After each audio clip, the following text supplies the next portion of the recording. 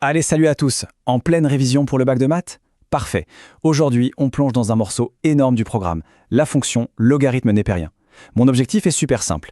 En quelques minutes, je veux que tu aies les concepts, les méthodes et les petites astuces qui vont faire toute la différence le jour J. Allez, on perd pas de temps, on y va. Donc, regarde-moi cette équation. On sait, à la louche, que e au cube, ça tourne autour de 20. E puissance 4, c'est à peu près 54. Donc, ouais, on peut se dire que notre x, il est coincé quelque part entre 3 et 4. Mais pour avoir la valeur exacte, comment on fait? C'est là qu'on sent bien les limites de l'exponentielle toute seule. Il nous manque clairement un outil pour aller chercher ce x qui est perché dans l'exposant. Eh bien, cet outil magique, c'est justement la fonction logarithme népérien. On la note ln. C'est la fonction qui a été inventée pour résoudre précisément ce genre de problème. Pour bien piger le truc, on va voir d'où elle sort. Et pour comprendre le logarithme, la bonne nouvelle, c'est qu'on ne part pas de rien du tout.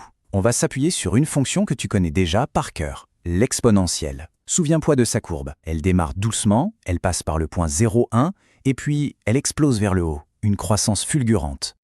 Ok, maintenant, imagine qu'on vienne poser un miroir parfait, pile sur la droite d'équation y égale x. C'est une astuce de génie en maths pour visualiser ce qu'on appelle la fonction réciproque. Regarde bien ce qui va se passer dans le reflet. Et bim, voilà ce qui apparaît. Le reflet de la courbe de l'exponentielle dans notre miroir, c'est la courbe de la fonction logarithme népérien. C'est son image symétrique, son double inversé. Ce lien visuel, il est fondamental. L'une est l'inverse de l'autre. Elles sont comme deux pièces d'un puzzle qui s'emboîtent parfaitement. Bon, là on arrive au cœur du réacteur, la relation fondamentale à connaître, mais vraiment sur le bout des doigts. Dire que y égale ln de x, c'est strictement la même chose que de dire x égale e puissance y. C'est la définition même. Et attention, là je veux toute ton attention sur le point qui fait perdre le plus de points au bac. Le logarithme, ça n'existe que pour des nombres strictement positifs. Ton x doit être plus grand que 0, point. C'est un réflexe, une alarme qui doit sonner dans ta tête à chaque fois que tu vois ln. Et de cette relation de base découlent les deux formules qui vont être tes meilleurs amis dans les exos. Regarde bien, elles montrent que l'exponentielle et le logarithme s'annulent. C'est comme si l'un faisait le contraire de l'autre. Tu appliques ln puis xp, ou l'inverse, c'est comme faire un pas en avant puis un pas en arrière. Tu reviens au point de départ. C'est ça ton arme secrète pour résoudre les équations. Allez, on passe à la pratique. Parce que le logarithme, c'est pas juste un concept abstrait. C'est un véritable couteau suisse pour simplifier des calculs qui, à première vue, ont l'air d'être des monstres. Il y a 3 règles d'or à maîtriser sur le bout des doigts pour le bac.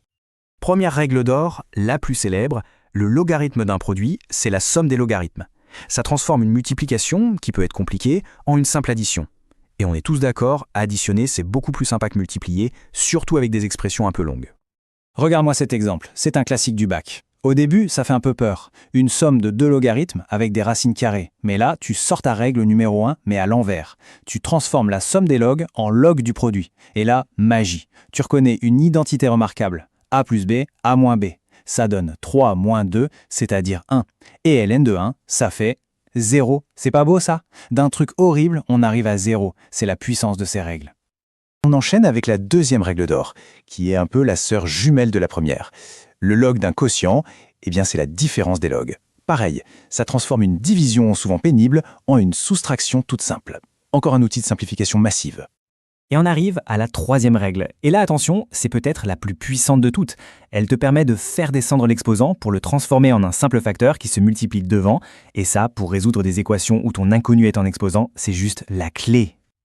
Ok, les calculs, c'est bon. Maintenant, on passe à l'analyse de fonctions, le fameux grand classique du bac. Comment elle se comporte, cette fonction logarithme?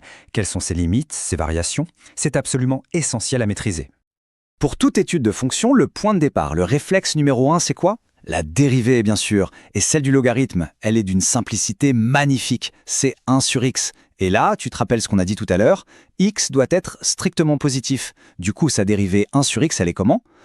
Elle est toujours positive. La conséquence est immédiate. La fonction ln est strictement croissante, tout le temps, sur tout son domaine de définition. Et tout ça, on peut le résumer dans son tableau de variation. Regarde, quand x s'approche de 0, la fonction plonge vers moins l'infini. C'est pour ça que l'axe des ordonnées est une asymptote verticale. La courbe vient se couler contre. Et quand x part vers plus l'infini, la fonction, elle, continue de monter. Alors elle monte doucement, mais elle monte sans jamais s'arrêter, vers plus l'infini. Et ça, c'est ton arme secrète contre les formes indéterminées, les croissances comparées. Qu'est-ce que ça veut dire en français? Ça veut dire qu'à l'infini, n'importe quelle puissance de x grandit beaucoup plus vite que le logarithme. C'est un peu comme une course entre une fusée et un randonneur. Le logarithme perd toujours la course. Et connaître ça, c'est la clé pour lever 99% des indéterminations que tu rencontreras au bac. Bon, on arrive à la partie la plus concrète, la plus stratégique. Maintenant que tu as tous les outils, on va voir comment attaquer de front les exercices du bac. Je vais te donner 2 plans d'attaque infaillibles. Pour résoudre une équation du type ln de a égale ln de b, il faut suivre cette méthode en 4 étapes. Si tu la suis, tu ne peux pas te tromper. Étape 1, le réflexe absolu, on commence par le domaine de définition. Étape 2, tu utilises les règles de calcul pour te ramener pile à la forme ln de a égale ln de b. Étape 3, si les ln sont égaux, c'est que les contenus sont égaux. Tu peux donc poser a égale b et résoudre. Et enfin, étape 4, cruciale, tu vérifies que les solutions que tu as trouvées sont bien dans le domaine de départ. C'est une méthode blindée. L'autre grande technique de pro, c'est le changement de variable. Quand tu tombes sur une équation qui ressemble à un polynôme mais avec des ln de x partout, surtout, pas de panique. Tu poses grand X égale ln de x. Et là, comme par magie, ton équation monstrueuse se transforme en une simple équation du second degré, un truc que tu sais résoudre depuis la première. La seule chose à ne pas oublier, évidemment, c'est de revenir à x à la fin.